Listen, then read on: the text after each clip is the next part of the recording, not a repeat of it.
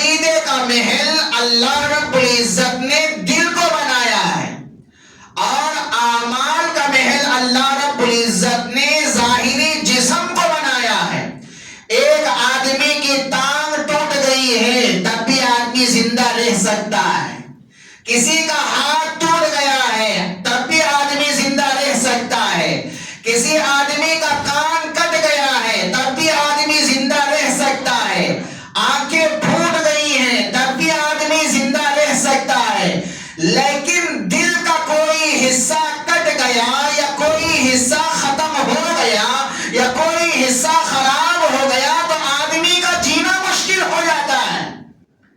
ایسے زندگی کے اندر اعمال میں اگر کمی پیشی ہو، اس کا ایمان یہ مسلمان تب بھی باقی رہتا ہے، لیکن عقیدے کے اندر اگر کمی پیشی آ گئی، چاہے اس کی زندگی کے اندر لاکھ نیکیاں ہو تب بھی اس کا ایمان خطرے میں پڑ جاتا ہے۔ الا بذکر اللہ تطمئن القلوب۔ السلام علیکم ورحمۃ اللہ وبرکاتہ۔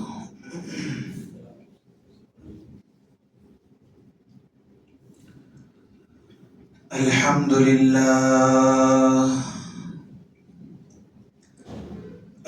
لله نحمده ونستعينه ونستغفره ونؤمن به ونتوكل عليه،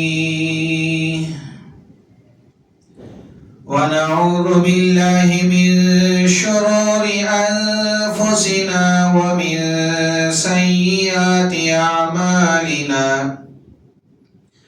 من يهده الله فلا مضل له ومن يضلله فلا هادي له،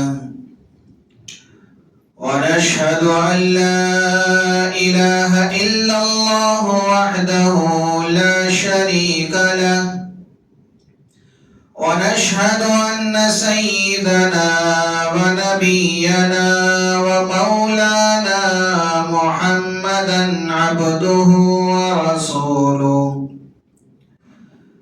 أما بعد فأعوذ بالله السميع العليم من الشيطان الرجيم، بسم الله الرحمن الرحيم، والعصر إن الإنسان لفي خسر إلا الذين آمنوا وعملوا الصالحات وتواصوا بالحق وتواصوا بالصبر، صدق الله مولانا العظيم۔ رب اشرح لي صدري ويسر لي أمري واحلل عقدة من لساني يفقهوا قولي، اللهم صل على محمد وعلى آل محمد كما صليت على إبراهيم وعلى آل إبراهيم إنك حميد مجيد، اللهم بارك على محمد وعلى آل محمد كما باركت على إبراهيم وعلى آل إبراهيم إنك حميد مجيد، يا رب صل وسلم دائما أبدا على حبيبك خير الخلق كلهم۔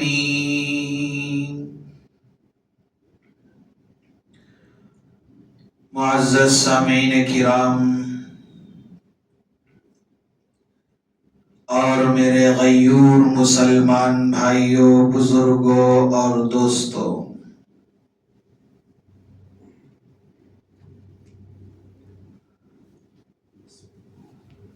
محرم الحرام کا مہینہ چل رہا ہے۔ یہ مہینہ بہت ہی بابرکت اور عظمتوں والا مہینہ ہے۔ اللہ رب العزت نے سال کے 12 مہینے بنائے، ان میں سے 4 مہینوں کو اللہ رب العزت نے حرمت والے کہا ہے، احترام والے مہینے۔ ہر ایک ان مہینوں کا احترام کیا کرتا تھا۔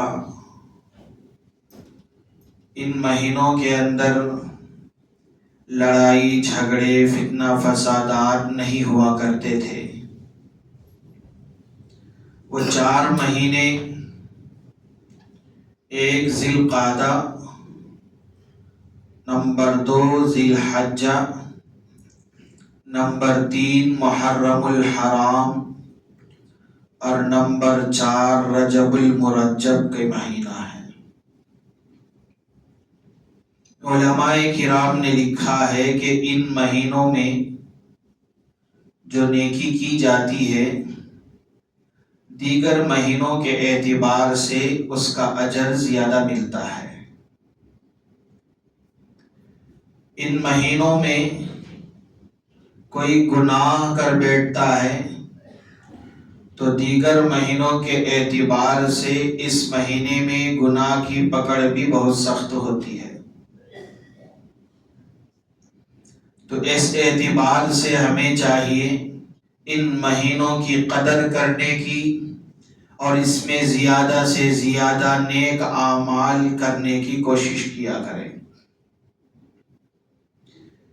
سب سے پہلے ایک بات سمجھے، ایک مسلمان کے لیے ضروری ہے کہ وہ اپنی زندگی میں اپنے عقائد کو درست کر لیا کرے،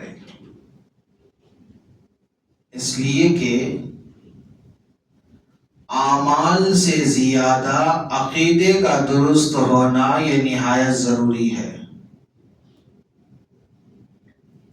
اللہ رب العزت نے قرآن مجید کے اندر قسم کھا کر کہا، جیسا کہ میں نے خطبے کے اندر ایک سورت تلاوت فرمائی، والعصر ان الانسان لفی خسر۔ اللہ تبارک و تعالی اس سورت کے اندر قسم کھا کر 4 باتیں ارشاد فرمائے ہیں۔ اگر اللہ تعالیٰ ایسے ہی کہہ دیں تو بھی کافی ہے، لیکن جب اللہ رب العزت قسم کھا کر جو بات ارشاد فرماتے ہیں، اس سے معلوم ہوتا ہے کہ بات بہت ہی اہم ہے۔ اللہ کیا فرما رہے ہیں؟ والعصر، قسم ہے زمانے کی، ان الانسان لفی خسر، یقیناً انسان خسارے میں ہے، گھاٹے میں ہے، نقصان میں ہے۔ لیکن نقصان سے بچنے والے کون ہیں؟ اللہ رب العزت آگے ارشاد فرمائے۔ یہاں پر سمجھنا یہ ہے کہ کامیاب لوگ وہ ہیں اِلَّا الَّذِينَ آمَنُوا، جو لوگ ایمان لائے۔ کیا مطلب ہے؟ جس کا عقیدہ درست ہو، عقیدہ صحیح ہو، وَعَمِلُوا الصَّالِحَاتِ، نیک اعمال کرے۔ نیک اعمال کیسے کرنی ہے؟ سنت کے مطابق۔ وَتَوَاصَوْا بِالْحَقِّ، صحیح عقیدہ اور مسنون اعمال کی دعوت دے۔ وَتَوَاصَوْا بِالصَّبْرِ، صحیح عقیدہ اور مسنون اعمال کی دعوت دینے پر جو مشکل پیش آئے گی، جو پریشانیاں آئیں گے، حالات آئیں گے، مصائب آئیں گے، ان حالات اور مصائب اور پریشانیوں پر صبر کیا کریں۔ یہاں پر سب سے پہلے ایک بات سمجھیں کہ اللہ رب العزت سب سے پہلے ہمیں کس بات کا حکم دے رہے ہیں؟ سب سے پہلے اللہ رب العزت کیا بات ارشاد فرما رہے ہیں؟ سب سے پہلی بات اپنے عقیدے کی درستگی۔ عقیدہ درست، اعمال قابل قبول۔ عقیدہ درست نہیں ہے تو اعمال کی کوئی اہمیت نہیں رہے گی۔ عقیدہ جنت میں لے جانے کا ذریعہ ہے۔ عقیدہ اگر آدمی کا درست ہے لیکن اس کی زندگی کے اندر ایک نیکی بھی نہیں ہے، عقیدہ درست ہے لیکن ایک نیکی بھی زندگی کے اندر نہیں ہے، ایک نیک اعمال بھی زندگی کے اندر نہیں ہے، پھر بھی اللہ تعالیٰ اس کو جنت میں داخل فرمائیں گے۔ لیکن عقیدہ کسی آدمی کا درست نہیں ہے، عقائد کے درست نہ ہونے کی وجہ سے اس کی زندگی میں نیک اعمال چاہے اتنے زیادہ ہوں کہ زمین اور آسمان کے درمیان کی پوری جگہ کو نیکیوں سے بھر دے رہے ہو، تب بھی وہ آدمی جنت میں نہیں جا سکتا۔ اس سے کیا بات معلوم ہوئی؟ اس سے یہ بات معلوم ہوتی ہے کہ اعمال سے زیادہ عقیدے کا درست ہونا یہ نہایت ضروری ہے۔ اس بات کو سمجھنے کے لیے دو مثالیں سمجھیں تاکہ بات پوری طور پر سمجھ میں آ جائے۔ اللہ رب العزت نے عقیدے کا محل دل کو بنایا ہے، عقیدے کا محل دل کو بنایا ہے، اور اعمال کا محل ظاہری جسم کو بنایا ہے۔ مثال کے طور پر کسی آدمی کے پاس کوئی قیمتی چیز ہے، نہایت قیمتی ہے، اب اس کی حفاظت آدمی کیسے کرے گا؟ مثلا ایک ہیرا کسی کے پاس ہے، اب ہیرا آدمی کہاں رکھے گا؟ کیا گھر کے بیچ میں جا کر رکھ دے گا؟ نہیں، بلکہ گھر میں جائے گا، سب سے پہلے بیروا کھولے گا، اس کے اندر جو لاکر ہوگا اس کو کھولے گا، اس کے اندر ایک اور لاکر ہے تو اس کو بھی کھول کر چھپا کر رکھے گا۔ کیوں؟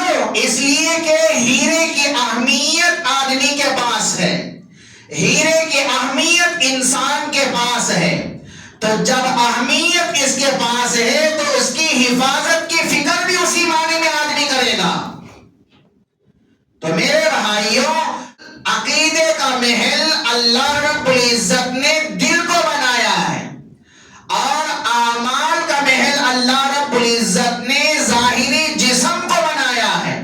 ایک آدمی کی ٹانگ ٹوٹ گئی ہے تب بھی آدمی زندہ رہ سکتا ہے، کسی کا ہاتھ ٹوٹ گیا ہے تب بھی آدمی زندہ رہ سکتا ہے، کسی آدمی کا کان کٹ گیا ہے تب بھی آدمی زندہ رہ سکتا ہے، آنکھیں پھوٹ گئی ہیں تب بھی آدمی زندہ رہ سکتا ہے، لیکن دل کا کوئی حصہ کٹ گیا یا کوئی حصہ ختم ہو گیا یا کوئی حصہ خراب ہو گیا تو آدمی کا جینا مشکل ہو جاتا ہے۔ ایسے زندگی کے اندر اعمال میں اگر کمی پیشی ہو، اس کا ایمان، یہ مسلمان تب بھی باقی رہتا ہے، لیکن عقیدے کے اندر اگر کمی پیشی آ گئی، چاہے اس کی زندگی کے اندر لاکھ نیکیاں ہو تب بھی اس کا ایمان خطرے میں پڑ جاتا ہے، آدمی مسلمان نہیں رہتا ہے۔ ایک اور مثال سے آپ بات سمجھیں، عقیدے کی مثال ہے تعداد کی، اعمال کی مثال مثال ہے صفر یعنی کہ زیرو. تعداد 1 2 3 4 5 اس کو تعداد کہتے ہیں. صفر یعنی کہ سننا. عقیدے کی مثال تعداد کی ہے لیکن اعمال کی مثال سننے کی ہے, زیرو کی ہے. اب آدمی زیرو لکھا, اس کے بعد ایک اور زیرو, ایک اور صفر, 10 صفر 10 زیرو ترتیب سے لکھ دیا. اب پوچھا کہ بھائی یہ کتنا ہے تو آپ کیا کہیں گے کہ بھائی یہ تو کچھ نہیں ہے, اس کی کوئی قیمت نہیں ہے, اس کی کوئی اہمیت نہیں ہے. لیکن سب سے پہلے 1 لکھا, اس کے بازو میں 0 لکھا تو اس کی قیمت کتنی کہ یہ 10 ہو گیا. ایک اور 0 لکھا تو قیمت 100 ہو گئی. ایک اور 0, 3 0 لگا دیا 1000. ایک اور بڑھایا 10,000. ایک اور بڑھایا لاکھ. گویا کہ ایک جو تعداد ہے, عدد ہے, اس کی اہمیت اتنی زیادہ ہے, اس کے بعد جتنے 0 صفر آپ لگاتے جائیں گے اہمیت قیمت اتنی زیادہ بڑھتی جائے گی. آپ صرف 0 ہی لکھتے جائیں, سامنے کوئی قیمت نہیں ہے تو اس کی کوئی اہمیت نہیں, اس کی کوئی قیمت نہیں ہے. تو ایسے ہی ہے کہ عقیدہ عدد کے مانند ہے, تعداد کی اس کی مثال ہے. 1 کی مثال گویا کہ جب اس کے سامنے جتنے صفر جتنے 0 لگتے جائیں گے گویا کہ 1 کی اہمیت بڑھتی جائے گی. یہ ہے عقیدہ. اور بقیہ جو کچھ ہے یہ ہے اعمال. تو اس لیے ہمیں سمجھنی یہ ہے کہ ہماری زندگی میں اعمال سے زیادہ اہمیت عقیدے کی ہے. تو آج ہمارا زور, آج ہمارا پورا فوکس, آج ہماری پوری توجہ کس پر ہے؟ ہماری توجہ اعمال پر ہے. ہماری توجہ اگر نہیں ہے تو عقیدے کے اوپر نہیں ہے. ہماری فکر نہیں ہے تو عقیدے کی فکر نہیں ہے. اللہ رب العزت ارشاد فرماتے ہیں اِلَّا الَّذِينَ آمَنُوا وَعَمِلُوا الصَّالِحَاتِ. نیک اعمال کا بیان بعد میں ہے, پہلے عقیدے کی درستگی یہ ضروری ہے. اسلام کے 5 ارکان اللہ کے رسول صلی اللہ علیہ وسلم نے جو بتائے ہیں ان میں سب سے پہلا رکن کیا ہے؟ شہادت اللہ الہ الا اللہ. سب سے پہلے اللہ کے سوا کوئی معبود نہیں ہے اس بات کی گواہی دینا ہے. پہلے عقیدے کی درستگی ہے. اب یہاں پر سمجھیں کہ عقیدہ کیسے ہم درست کریں, عقیدہ کیا ہوتا ہے. سب سے پہلے ہم اس بات کو سمجھتے ہیں. مثال کے طور پر کوئی آدمی کہتا ہے کہ بھائی اللہ سب کچھ کرنے والے ہیں. سب کچھ کرنے والے کون ہیں؟ اللہ ہی ہے. اللہ کے سوا کوئی کچھ نہیں کر سکتا. سب کچھ کرنے والی ذات اللہ ہی کی ہے. اگر کوئی آدمی یہ کہہ دے کہ اللہ کی بھی ہے, ایمان خطرے میں. ہی اور بھی میں فرق ہے. اللہ ہی ہے, ایمان محفوظ ہے. اللہ بھی ہے, ایمان چلا گیا وہیں پر. کوئی آدمی یہ کہہ رہا ہے اللہ کے رسول حضرت محمد مصطفیٰ صلی اللہ علیہ وسلم نبی ہیں, لیکن یہ نہیں کہتا کہ آخری نبی ہیں. آخری نبی نہیں مان رہا ہے, صرف نبی مان رہا ہے. وہ مسلمان نہیں ہے, وہ مومن نہیں ہے. نبی بھی ماننا ہے, آخری نبی بھی ماننا ہے, یہ ضروری ہے. یہ ہے عقیدے کی درستگی. ہم نماز میں ہر رکعت کے اندر سورہ فاتحہ پڑھتے ہیں. سورہ فاتحہ میں اللہ رب العزت نے ہمیں اسی بات کا درس دیا ہے. الحمدللہ رب العالمین الرحمن الرحیم مالک یوم الدین ایاک نعبد. ہم تیری ہی عبادت کرتے ہیں. وَإِيَّاكَ نَسْتَعِينُ, تجھ ہی سے مدد مانگتے ہیں. کیا کہہ رہے ہیں؟ ہم تیری ہی عبادت کرتے ہیں، تیری ہی عبادت. اگر کوئی آدمی یہ کہہ دے تیری بھی، تو ایمان خطرے میں. یہاں پر سمجھے میں اصل بات یہ پورے کا پورا ایک مقدمہ میں نے بیان فرمایا. اصل بات میں یہ کہنے کو آ رہا ہوں، آج ہماری کوئی فکر عقیدے کی درستگی پر نہیں ہے. اعمال کی فکر تو ہے لیکن عقائد کی درستگی کی طرف کوئی فکر نہیں ہے. عقائد درست نہ ہونے کی وجہ سے آج ہماری زندگی کے اندر شرک آ گیا. عقائد درست نہ ہونے کی وجہ سے آج ہماری زندگی کے اندر بدعات آ گئے ہیں. عقائد درست نہ ہونے کی وجہ سے آج ہماری زندگی کے اندر رسومات آ گئے ہیں. آج دیکھیں محرم الحرام کا مہینہ ہے، عقیدہ درست نہ ہونے کی وجہ سے مسلمان مزار پر جا رہا ہے، وہاں پر اپنا ماتھا بھی ٹیک رہا ہے، تعزیے بھی رکھ رہا ہے، منتیں مرادیں بھی وہاں مانگی جا رہی ہیں، پوجا پاٹ بھی وہاں کی جا رہی ہے، ناریل بھی پھوڑا جا رہا ہے، پتیاں بھی لگائی جا رہی ہیں. یہاں پر نماز میں کھڑے ہو کر اللہ کے سامنے کہتا ہے ایاک نعبد، اے اللہ ہم تیری ہی عبادت کرتے ہیں. لیکن وہاں پر جاتا ہے تو عقیدہ خراب ہونے کی وجہ سے کہتا ہے ہم تیری بھی عبادت کرتے ہیں. اب آپ ہی فیصلہ کر لے کہ ہمارے عقیدے کی درستگی نہ ہونے کی وجہ سے ہمارا ایمان محفوظ ہے یا نہیں ہے. تعزیے کے پاس جاتا ہے، کیا کہتا ہے؟ پریشانیاں گھر کے اندر ہیں، ختم کر دیجئے. ختم کرنے والے کون ہیں پریشانیوں کو؟ اللہ. مصیبتوں کو ختم کرنے والے کون ہیں؟ اللہ. شفا دینے والے کون ہیں؟ اللہ. برکت دینے والے کون ہیں؟ اللہ. ہر مسلمان یہ تو جانتا ہے کہ سب کچھ کرنے والے کون ہیں؟ اللہ ہیں. لیکن عقیدہ یہاں پر یہ بات درست کر لے، عقیدہ یہاں پر درست کر لے. جیسا کہ ہم نماز میں کہتے ہیں کہ اللہ ہی کی عبادت کرتے ہیں، یہ عقیدہ درست ہے. اللہ کی بھی عبادت کرتے ہیں، یہ عقیدہ درست نہیں ہے. اس سے مسلمان کافر ہو جاتا ہے. ہمارے بازو کے شہر میں، پڑوس شہر نیلور کے اندر زور و شور کے ساتھ عرس چل رہا ہوگا. سنا ہے کہ ہر سال 4-5 لاکھ کا مجمع وہاں پر جمع ہوتا ہے. وہاں پر کرامت کی روٹیاں چھوڑی جاتی ہیں.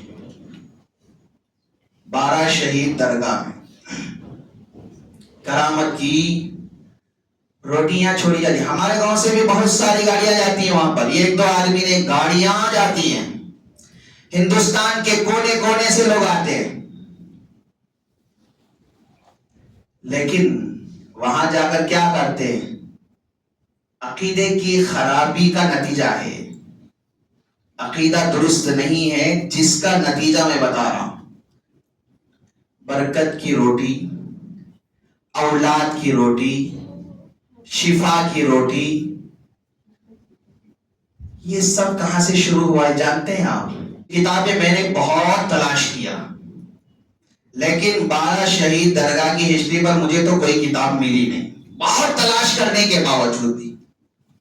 لیکن چند باتیں میں نے پوچھا جس کی وجہ سے یہ بات مجھ تک پہنچی ہے. حقیقت اللہ ہی جانے. مشہور بات جو ہے میں آپ کے سامنے رکھ رہا ہوں. ترکستان سے 12 لوگ آئے تھے. کہاں سے؟ ترکستان سے 12 لوگ آئے تھے دین کی اشاعت کے لیے، دین کی خدمت کرنے کے لیے. اور وہ دین کی خدمت کرتے کرتے کرتے کرتے نیلور پہنچے. نیلور سے ایک 20 کلومیٹر دور پر ایک گاؤں ہے، وہاں پر انہوں نے دین کی دعوت شروع کی. گنڈاورم ایک نام ہے، وہاں پر انہوں نے دین کی دعوت شروع کی. لیکن اسلام کے جو دشمن ہیں ان کے خلاف سازشیں رچانے شروع کیے. سازشیں رچتی گئی. بالآخر نوبت یہاں تک آ گئی کہ قتل و قتال کا مسئلہ بھی آ گیا. آپس میں جھگڑے ہوئے جس کی وجہ سے ان لوگوں نے 12 لوگوں کے سر قلم کر دیے. لیکن کہا یہ جاتا ہے کہ وہ لوگ بنا سر کے بھی صرف دھڑ سے لڑتے رہے اور سب لوگوں کو مار دیا، گویا کہ فتح یاب ہو گئے. فتح، کامیابی مل گئی، جیت گئے. بالآخر وہ 12 لوگ وہاں سے نیلور شہر آئے. وہاں کے لوگوں نے انہیں وہاں پر مدفون کیا، دفن کر دیا. اس کے بعد چند دنوں کے بعد تمل ناڈو کا ایک نواب بادشاہ تھا جس کی بیوی کی طبیعت بہت سخت ناساز تھی. پریشان تھا کہ علاج نہیں ہو پا رہا ہے، کیا کروں. بالآخر اس کی بیوی نے ایک دن بشارت دیکھی کہ کوئی کہہ رہا ہے کہ آپ نیلور شہر پہنچے، 12 شہید کے مزاروں پر آپ جائیں اور وہاں پر اپنی منت مرادیں سامنے رکھیں. وہاں پر کیا ہے، اپنی مراد پیش کرے، منتیں مانگے، تمہیں شفا مل جائے گی، صحت یابی مل جائے. بالآخر بادشاہ نواب خان اپنی بیوی کو لے کر نیلور آیا. وہاں پر منتیں مانگی گئی، مرادیں مانگی گئی اور اس کے بعد جب علاقہ پہنچے تو بیوی شفا یاب ہو گئی، صحت یاب ہو گئی. اب خوشی اتنی زیادہ ہوئی کہ وہ نواب صاحب انہوں نے 12 شہید جو مزارے تھے اطراف اکناف کی ساری زمینیں خرید کر وقف کر دی. وہاں پر آج 12 شہید جو درگاہ ہے یہی وہ جگہ ہے. بہرحال اس کی حقیقت کیا ہے اللہ ہی بہتر جانے. بات یہ سمجھیں کہ وہ بادشاہ خوشی میں سارے لوگوں کو یہ کہتا پھرا، یہ بات پھیلائی کہ وہاں پر شفا ملتی ہے، وہاں پر ہم نے روٹیاں چھوڑے ہیں، شفا کی روٹی ہم نے کھائی ہے، میری بیوی کو صحت مل گئی ہے. وہاں سے یہ وبا پھیلی، یہ کیا ہے، وہاں سے فتنہ پھیلا. وہاں سے یہ فتنہ اتنا پھیلا کہ آج صرف مسلمان نہیں، غیر مسلم کیا ہے، ہر ایک سکھ اور کیا کرسچن، ہر ایک وہاں پر آتا ہے. کم و بیش ہر سال 4-5 لاکھ کا مجمع وہاں پر جڑتا ہے اور وہاں پر کیا ہے، روٹیاں چھوڑی جاتی ہیں. بہو کو 2 سال 3 سال ہو گئے، بچے نہیں ہوئے، وہاں جا کو پانی میں روٹیاں چھوڑتی ہیں. وہ پانی میں کیسا معلوم، میں خود جا کر دیکھا وہ پانی کیسا ہے، کوئی پوتر پانی نہیں ہے.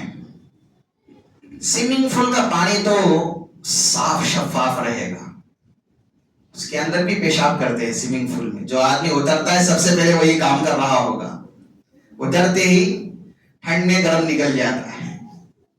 یہاں 12 شہید درگاہ میں بھی وہی حال، لوگ نہاتے ہیں وہی بازو میں پیخانہ کرتے ہیں، پیشاب کرتے ہیں، سب کچھ گندگی، گاڑیاں وہاں پر دھوئی جاتی ہے، سب کچھ. اب اس تالاب کے اندر یہ جا کر کرامت کی روٹی، برکت کی روٹی، اولاد کی روٹی، یہاں پر صحت کی روٹی، شفا یابی کی روٹی. نعوذ باللہ من ذالک. نماز میں کھڑے ہوتے وقت ہم اللہ سے کیا پکار کر کہتے، ایاک نعبد، اے اللہ ہم تیری ہی عبادت کرتے ہیں، و ایاک نستعین، اے اللہ مدد ہم تجھ ہی سے مانگتے ہیں. نماز میں جو ہم کہتے ہیں یہ بات وہاں پر کیوں یاد نہیں آتی؟ ہمارے عقیدے کی غلط ہونے کی وجہ سے، ہمارے عقیدے کی درست نہ ہونے کی وجہ سے حالت اور نوبت یہاں تک پہنچ گئی ہے کہ شرک کرنے کے لیے بھی مسلمان آج کوئی ہچکچاتا نہیں ہے، آگے بڑھتا جا رہا. تو میرے بھائیو یہ سارے کام سراسر غلط ہیں. بچے دینے والا اللہ ہے. حضرت ابراہیم علیہ السلام کو 1-2 سال نہیں بلکہ علماء نے لکھا ہے کہ 80 سال سے کچھ زائد ہو گئے اللہ تعالیٰ نے 80 سال کے بعد اولاد عطا فرمائی. تو بہرحال فرشتوں نے آ کر حضرت ابراہیم علیہ السلام کو بشارت دی ہے. اولاد دینے والے اللہ ہے، شفا دینے والے اللہ ہے، مدد کرنے والے اللہ ہے. حضرت یونس علیہ السلام مچھلی کے پیٹ میں مدد کس سے پکارے؟ اللہ سے. حضرت ایوب علیہ السلام بیماری میں ہے، مدد کس سے مانگے؟ اللہ سے. حضرت ابراہیم علیہ السلام آگ میں ڈالے جانے کے قریب ہیں، مدد کس سے مانگے؟ فرشتے مدد کرنے تیار، مخلوقات مدد کرنے کے لیے تیار، لیکن مدد کس سے مانگے؟ صرف اللہ سے، کسی اور سے مدد نہیں مانگے. میرے بھائیوں، عقیدہ اگر ہمارا آج درست رہا، شرک سے ہم بچ سکتے ہیں، بدعات سے، رسومات سے، خرافات سے ہم بچ سکتے ہیں. اس لیے سب سے پہلے عقیدہ ہم یہ سمجھیں، سب کچھ کرنے والی ذات صرف اللہ رب العزت کی ہے. اللہ کے بغیر کوئی کچھ نہیں کر سکتا. یہ اپنا عقیدہ ہم درست کریں. آج کل نوبت یہاں تک آ گئی ہے کہ مسلمان تعزیے کے پاس تو دور کی بات، گنگا کے پاس جا کر پوجا کر رہا ہے، طواف کر رہا ہے. اپنی بیوی کو برقع پہنی ہوئی اس کی بیوی چھوٹے بچے کو ساتھ لے کر، میں نے خود دیکھا ہے کہ وہ گنگا ماں کا طواف کر رہے تینوں. اللہ، نام مسلمان کا کام کس کا ہے؟ سوچنے والا مقام ہے کہ اللہ تعالیٰ ہم سے نہیں پوچھے گے. میرے محلے میں ہوتے ہوئے جب کوئی آدمی اس طرح کرے تو کیا اللہ مجھ سے نہیں پوچھیں گے؟ پوچھیں گے. ہماری ذمہ داری ہے کہ ہم روکیں. ایمان کا مقام اور درجہ اللہ کے نبی صلی اللہ علیہ وسلم نے ارشاد فرمایا، من رأى منکم منکرا فلیغیرہ بیدہ. اللہ کے رسول صلی اللہ علیہ وسلم فرماتے ہیں کہ اگر کوئی ناجائز کام تمہارے سامنے ہونے لگے، شریعت کے خلاف کوئی کام کرنے لگے، شریعت کے خلاف کوئی عمل کرنے لگے، تو سب سے پہلے تم سے ہو سکے تو تم ہاتھ سے روکو. فَإِن لَّمْ يَسْتَطِعْ فَبِلِسَانِهِ. اگر تم سے ہاتھ سے روکنے نہیں ہو رہا ہے، تمہارے اندر اتنی ہمت نہیں ہے، تمہارے اندر اتنی طاقت نہیں ہے، تمہارے اندر اتنی قوت نہیں ہے، تو کم سے کم زبان سے بول کر سمجھا کر تو روکا کرو. فَإِن لَّمْ يَسْتَطِعْ فَبِقَلْبِهِ. اگر زبان سے روکنے کی بھی طاقت نہیں ہے، اگر زبان سے کہہ کر سمجھانے کی بھی قوت نہیں ہے، تو کم سے کم اپنے دل کے اندر تو برا جانو کہ یہ جو عمل کر رہا ہے، یہ جو کام کر رہا ہے، یہ جو حرکت کر رہا ہے، یہ حرکت درست نہیں ہے، یہ کام درست نہیں ہے، یہ عمل درست نہیں ہے. اگر دل کے اندر برا سمجھ رہے ہو، وَذَلِكَ أَضْعَفُ الْإِيمَانِ. یہ دل کے اندر برا سمجھنا یہ ایمان کا سب سے کم تر درجہ ہے. اور آج ہماری حالت سمجھیں، دل کے اندر برا سمجھنا تو دور کی بات، تماشا دیکھتے ہم کھڑے رہتے ہیں. سچ بات ہے. آپ دیکھیں، بندے آپ نکلیں گے، تعزیے نکلیں گے گلی گلی میں، پورا شہر لے کر گھومیں گے دشمنان اسلام، لیکن ان کے اندر یہ ہمت، ان کے اندر یہ طاقت کون پیدا کر رہا ہے؟ کوئی اور نہیں، ہم لوگ ہی. اگر ہم وہاں پر دیکھنے کے لیے نہیں جاتے تو ان کے اندر یہ قوت نہیں آتی. ہم ہمت افزائی کر رہے ہیں. میرے بھائیوں، علماء کرام نے لکھا ہے، حرام کام جہاں پر ہو رہا ہو، اگر کوئی آدمی تماشا کرتے ہوئے اس کو دیکھ رہا ہو تو اس کا دیکھنا بھی حرام ہے. حرام کام کو تماشائی کے طور پر دیکھنے کی بھی شریعت اجازت نہیں دیتی ہے. اس لیے کہ گویا کہ حرام کام جو آدمی کر رہا ہوتا ہے، ہم گویا کہ اس کی تعریف کر رہے ہوتے ہیں، اس کی ہمت افزائی کر رہے ہوتے ہیں. تو یہ سراسر غلط ہے. اس کام سے ہم بچنا ہے. وہاں پر دیکھنے کے لیے بھی نہیں جانا ہے. جس طرح کرنا جائز نہیں، اسی طرح دیکھنا بھی جائز نہیں ہے. اس لیے میرے بھائیوں، آج ہم یہ سبق سیکھ کر یہاں سے جائیں گے کہ ہمارا عقیدہ سب سے پہلے ہم درست کریں۔ سب کچھ کرنے والی ذات کس کی ہے؟ اللہ کی۔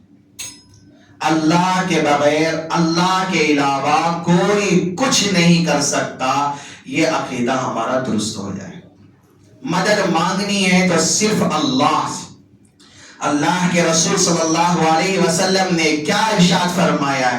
اذا سألت فاسأل اللہ، جب مانگا کرو تو صرف اللہ سے مانگا کرو۔ منتیں، مرادیں، جو کچھ بھی ہے اللہ کے سامنے رکھا کرو، کسی پیر کے سامنے نہیں، کسی مرشد کے سامنے نہیں، کسی ولی کے سامنے نہیں، کسی پنڈت کے سامنے نہیں، کسی پجاری کے سامنے نہیں ہے۔ اپنی منتیں، اپنی مرادیں، اپنی حاجتیں، اپنی ضرورتیں، سب کچھ اللہ کے سامنے ہمیں رکھنی ہے۔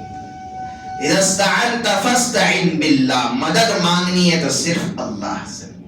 یہ عقیدہ اپنا ہم درست کیا کریں۔ اللہ تعالیٰ سے دعا ہو کہ اللہ تعالیٰ جو کچھ کہا اور سنا گئے ان باتوں پر سب سے پہلے کہنے والے کو عمل کی توفیق عطا فرمائے۔ اللہ تعالیٰ ہم تمام کو عمل پیرا بنائے، خرافات سے، بدعات سے، رسومات سے اور شرکیہ کام سے اپنے آپ کو بچاتے ہوئے زندگی گزارنے کی اللہ تعالیٰ ہم تمام کو توفیق مرحمت فرمائے۔ آمین۔ وآخر دعوانا ان الحمد للہ رب العالمین۔